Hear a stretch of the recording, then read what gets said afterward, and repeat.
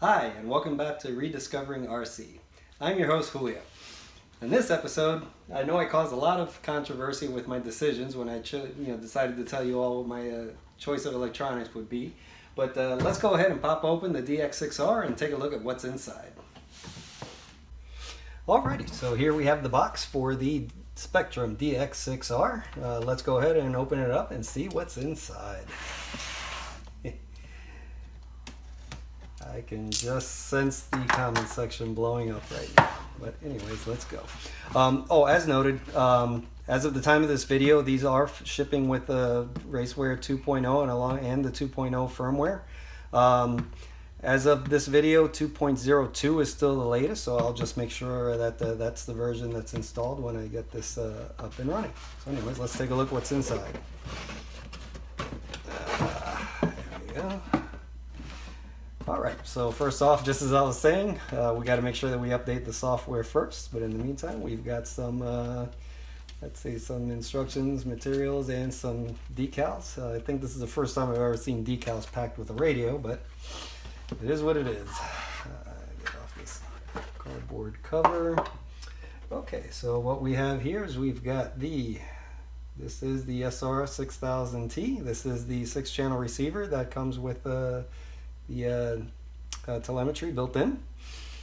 Alright, we also have, this is the SR2010 receiver. Wow, this is smaller than I imagined it would be, but okay. We've got a couple of optional grips. Very cool, for different size hands. This is the star of the show right here. The actual radio. Let's get this opened up. It comes on the cradle. So yeah, this is the, I know when this launched, this was a big point of contention that this cradle wasn't properly charging the radio, but they added this little claw feature to it, I believe about 6 months to a year. I guess you guys in the comments can update me on to when that actually happened, but the updated cradle does come in the box, and here we go. So a couple of things that I did get in anticipation of getting this radio. I did get the optional, what they call the Pro steering module. It's got a slightly heavier spring, and you also have the ability to change the wheel on it to a black wheel if you so desired. I went ahead and got both parts, so that's probably something that I'll be doing, and let me know in your feedback. I may do a video on the whole upgrade process with that.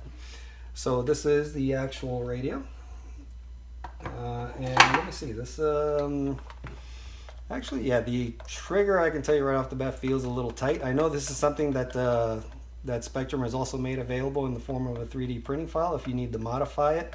We'll see. My finger is really tight in there, so I have to see what's available as far as any optional triggers that anybody might have gotten. Other than that, you know, let's we'll see. We'll play around with this, see if I get it. I can tell you that it does feel pretty hefty in the hand.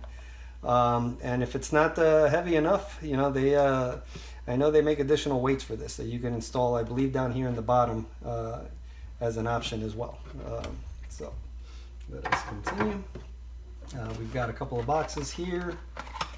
Okay, so this is the cord. Yeah, the plug-in cord for to hook up to the cradle to charge it. Let's go ahead and put that back.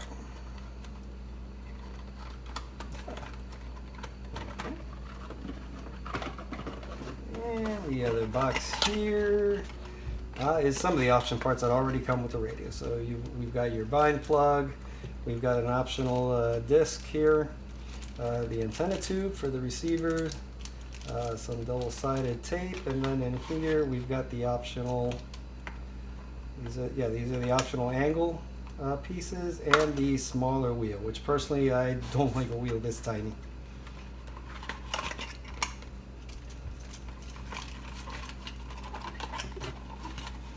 And that is pretty much everything that's in the box. Well, that'll do it for today's episode of Rediscovering RC. I do hope you enjoyed the unboxing that I had for you today. Please do me a favor and like, comment, favorite, and subscribe. Any and all feedback that you provide for me will do worlds of good to help me make this channel even better. Thanks again. I'm your host, Julio, and we'll see you next time.